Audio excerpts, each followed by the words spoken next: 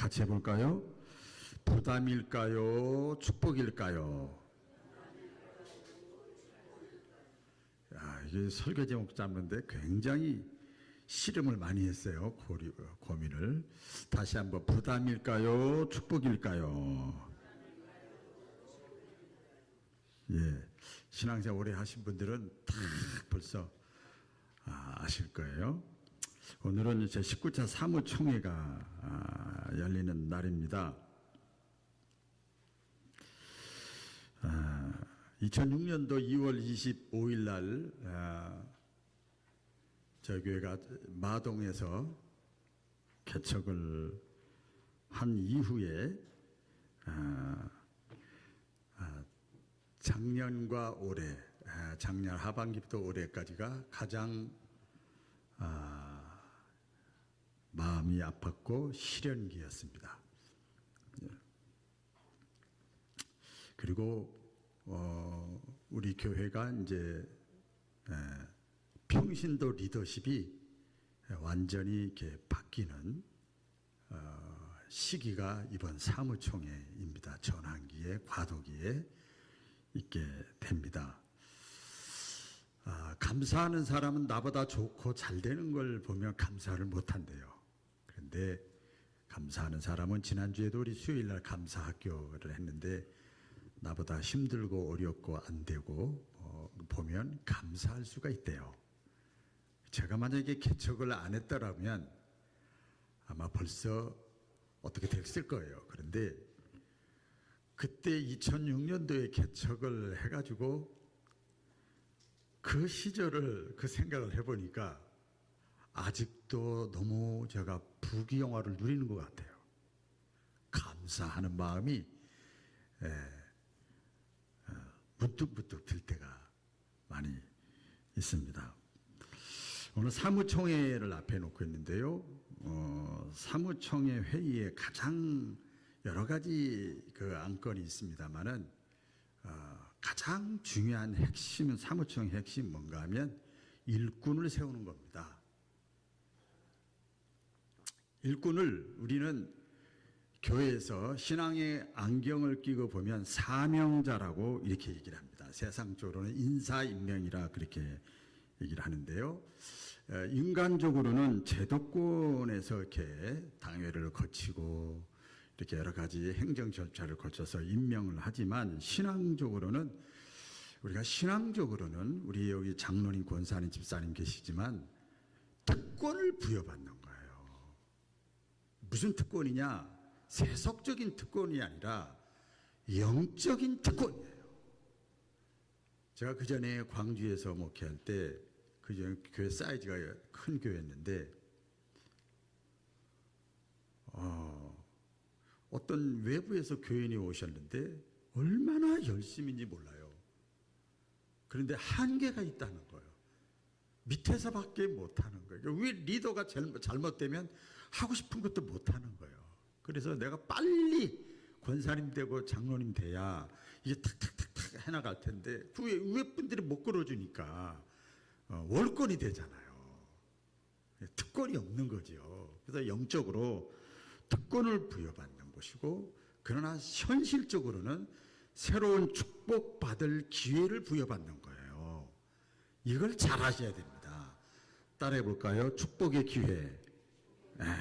왜? 영혼이 잘 되면 네가 이 영적 권위를 받아서 그 특권을 잘 활용하면 영적인 문제가 해결되고 잘하면 범사가 잘 되고 형통하고 강건하게 해주신다. 내가 그렇게 하든지 아니면 나를 위해 중보기도 해줬던 누군가가 있기 때문에 그렇게 되는 거거든요. 이 성경의 역사가 다 그렇습니다. 그럼 사명이라는 게 뭐냐? 하나님의 일을 사역이라고 그러고 사명이라고 이렇게 얘기를 하는데요. 우리가 인간적으로는 일한다 그러죠. 교회에서 봉사한다, 섬긴다 그러죠. 이것은 사명이라는 것은 나를 위한 일이 아니라 하나님을 위한 일이에요. 할렐루야. 제가 작은 교회 목회자들 코칭 가서 여러분 뭐 5명 모인다, 4명 모인다, 10년 동안 그러겠다 유축되지 말아라. 하나님이 교회에서 일하는 사람들 아니냐? 하나님이 여러분한테 고맙다고 해야 된다.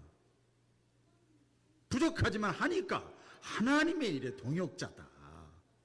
자부심을 가져라. 그렇게 제가 얘기도 하고 저도 위로를 받습니다. 우리 신자라고 하는 거 잘 생각해 보세요. 신자라고 하는 것은 예수님을 믿는 순간 사명자입니다. 이 사실을 알으셔야 됩니다. 내가 예수님을 영접하는, 교회 다니는 순간이 아니고 예수님을 믿는 순간 내가 사명자입니다. 이걸 사도 바울은 구원의 은혜에 보답하는 삶이 신앙생활입니다. 이 진리를 깨달은 사도 바울이 고백을 하잖아요. 고린도전서 10장 30절. 오늘은 자막이 없습니다. 저만 열심히 찾아보시면 되겠습니다. 그러므로 너희가 먹든지 마시든지 무엇을 하든지 다 하나님의 영광을 위하여, 나를 구원해 주시고 나를 택해 주시고 내 행위가 형편없는데 믿음을 선물로 주셨으니 내가 그 은혜를 어떻게 보답하며 살까? 이 하나님의 일을 하는 거예요. 여러분, 사명이 축복인 이유가 있습니다. 예수님이 이 땅에 오신 목적 잘 아시죠? 예수님이 이 땅에 오신 목적은 하나님의 일을 하기 위해서 오셨다고 그랬어요. 그렇죠? 하나님의 일을 하시기 위해 오셨다. 하나님의 일, 사명이에요. 사명적 존재예요.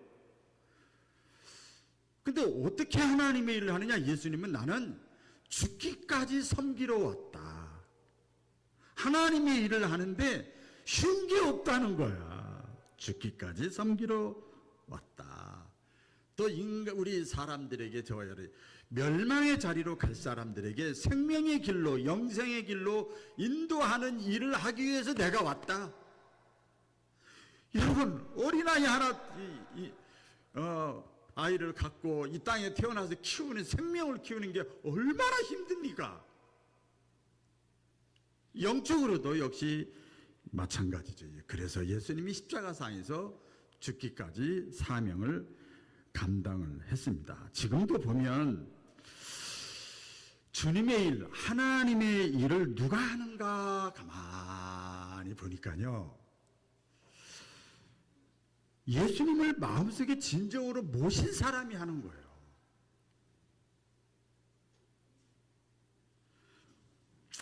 여러분, 사명이 축복인 이유가 뭔지 우리가 잘 아시죠?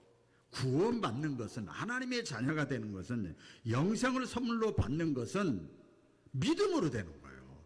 행위로 받을 사람, 구원받을 사람이 한 사람도 없어요.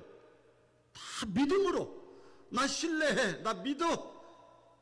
그러면 넌 내 자녀야. 자, 그런데 축복은 그 믿음을 기본 바탕으로 해서 행위로 받는 거예요. 행위, 따라해 보겠습니다. 행위. 그러니까 사명이다, 일한다는 것은 믿음의 분야가 아니라 행위의 분야잖아요. 그래서 신자에게 향하신 메시지가 있습니다. 예수님을 믿는 저와 여러분에게 주신 하나님의 메시지는 뭐냐면, 내가 너를 생명을 주고 너를 살려주었으니, 기회를 주었으니 이제는 좀 나를 위해서 살아라. 나를 위해서 살아라. 주님을 위해서 사는 행위가 우리가 흔히 성경의 표현대로 하면 사명, 충성, 헌신, 수고, 정성, 땀, 노력, 순종, 감사, 전도, 구제, 선교, 화평케 하는 일 등등등, 이게 전부 하나님의 일이란 말이에요. 나는 그렇게 하기 싫은데 하나님이 그걸 원하시는 거예요. 그런데 목사님 또 이렇게 말씀을 전하셨는데, 맞아요. 그런데 뭔가 마음에 또 걸리죠. 이런 행위, 구원은 믿음으로 받고 축복은 행위로 받는데, 근데 걸리는 거예요. 이런 행위, 사명, 충성, 헌신, 이런 말이 들으면 부담이 되는 거예요. 그걸 성경에서 뭐라고 그랬는가 하면 십자가라 그랬어요. 히브리서에 보면 무겁다 그랬어요. 현대인의 성경에 보면 부담된다 그랬어요. 축복은 좋아하는데 십자가 져라 그러면 죄일해라 그러면 무거워, 부담돼요. 여러분, 십자가 좋아하는 사람이 누가 있어요? 다 피하고 싶고 다 도망가고 싶고 다 편하게 신앙생활하고 싶죠. 그런데 예수님이 말씀하셨잖아요. 우리 잘 알잖아요. 누구든지 나를 위하여, 하나님의 나라를 위하여 자기 십자가를 지고, 이제 신학교 다닐 때까지만 해도 목사가 되고 나니까 십자가가 왜 이렇게 무거운지 몰라. 그냥 평신도 때는 잘 몰랐는데 여러분도 똑같을 거예요. 세례교인일 때하고 집사님 때하고 권사님 때하고 장로님 때하고 무거운 거예요. 무게감을 느껴야 되는 거거든요. 누구든지 나를 위하여, 하나님 나라를 위하여 자기 십자가를 지고 나를 따르는 자가 진짜 내 제자다 그랬어요. 오죽하면 유명한 베스트셀러, 기독교 베스트셀러 가운데 당신은 제자입니까? 이런 책이 아주 한동안 유명했어요. 교인입니까? 제자입니까? 자, 옆에 사람 쳐다보시면서 교인입니까? 제자입니까? 자신감을 갖고 물어봐요. 다 똑같으니까.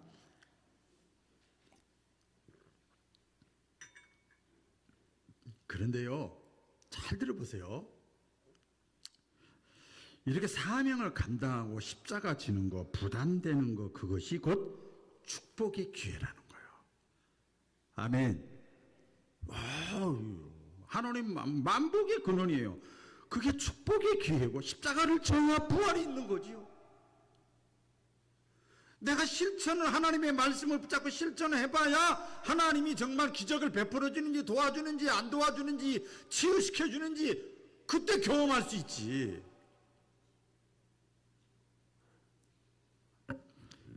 내가 사명을 감당하는 것 부담되고 피하고 싶지만 그것을 내가 잘 치면 그게 축복의 기회고 그게 축복의 물고고 기적의 끈인 것을 믿으시기를 바랍니다. 우리 성경이 다 그런 내용입니다. 불신자에게 믿으라는 거고 신자에게는 그렇게 하면 내가 너에게 복을 주겠다. 수입을 얻으려면 수고해야 수입이 생기는 거 아닙니까? 하나님은 이런 면에서 공의의 하나님이십니다. 말씀을 맺을 텐데요. 사명이 축복인 이유를 우리가 말씀드렸잖아요. 또 사명이 특권입니다. 여러분, 하나님의 일은 아무에게나 맡기지 않습니다.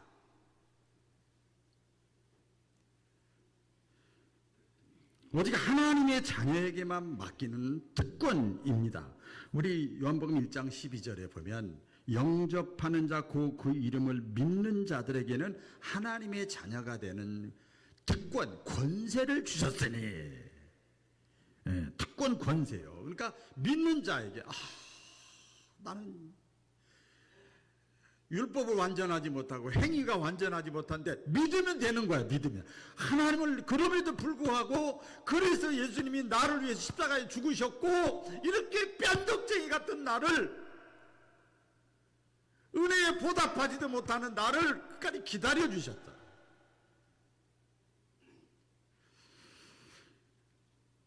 베드로가 그거 아닙니까? 배신자 아닙니까? 근데 예수님 질책하지 않잖아요. 베드로가 누굽니까? 저와 여러분이거든요. 배신했지만, 저주했지만, 그러나 내 마음속에 교회 사랑하고 주님 사랑하는 마음 있는 거 주님은 아시잖아요. 행위가 완전해서가 아니라. 그래서 나를 사도로 부르신 것은 하나님의 은혜다. 할렐루야. 그래서 성 프란시스가 그 유명한 고백을 했잖아요. 이렇게 삶도 이 사람도 형편없던 사람인데 유명한 평화의 기도, 이게 사명이거든요. 주여 나를 평화의 도구로 이왕이면 이제부터 써주소서. 내 남은 생에 한번 읽어드리겠습니다. 미움이 있는 곳에 사랑을, 다툼이 있는 곳에 용서를, 분열이 있는 곳에 하나됨을, 잘못이 있는 곳에 진리를, 의심이 있는 곳에 믿음을, 절망이 있는 곳에 희망을, 어둠이 있는 곳에 빛을, 슬픔이 있는 곳에 기쁨을 심게 하소서. 위로받기보다는 위로하며, 이해받기보다는 이해하며, 사랑받기보다는 사랑하게 하소서. 이게 신자의 사명이에요. 여러분, 이렇게 기도 제목을 삼고 살면 하나님이 그 사람에게 왜 복을 안 주시겠어요? 오늘 제가 지혜샘 주보에다도 적어놨습니다는 이 사명을 맡은 자, 직분을 맡은 자, 특권을 가진 자에게 하나님이 요구하시는 것이죠. 오늘 본문의 내용이기도 합니다. 맡은 자들에게 구할 것은 뭐라고요? 충성입니다. 충성. 자, 그래서 제가 이렇게 묵상을 해봤어요. 충성이 뭘까? 충성은 말로 하는 것이 아니라 몸으로, 이 몸이라는 것은 행동으로, 물질로 하는 것이다.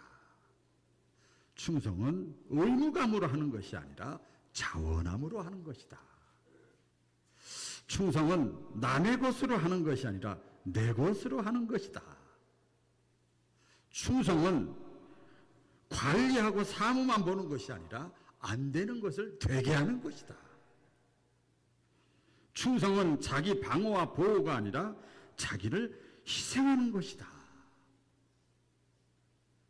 맡은 자에게 하나님이 요구하시는 것은 바로 충성이래요. 여러분, 회사에서 사람들이 이 CEO가 직원을 뽑았을 때 요구하는 것 딱 하나입니다. 일 잘하라는 거예요. 어느 분이 사람들이 교회를 떠나는 이유 책을 이렇게 보셨고 저에게 추천해 주셨어요. 저 또 교회를 또 나오는 이유라는 또 책도 있어요. 그러니까 교회가 코로나 이후에 잘 되는 교회는 서로 일하려고, 안타까워서 일하려고 하는 교인이 많은 교회는 성장하고, 자꾸 관망하고 구경하려고 하는 신자들은 교회를 떠난대요. 아슬아슬한 거죠. 우리 고린도전서 15장에 보면 부활장인데, 부활이 있다. 예수님이 부활하셨다. 하나님은 살아계시다. 그렇기 때문에 이렇게 결론을 내립니다. 그러므로 내 형제들아, 견실하며 흔들리지 말고, 뭐라 그래요? 항상 주의 일에 더욱 힘쓰는 자들이 되라. 주의 일이라는 게 아까 뭐라고 그랬죠? 사명이요. 사명이 뭐예요? 하나님의 일이에요. 힘쓰는 자들이 되라.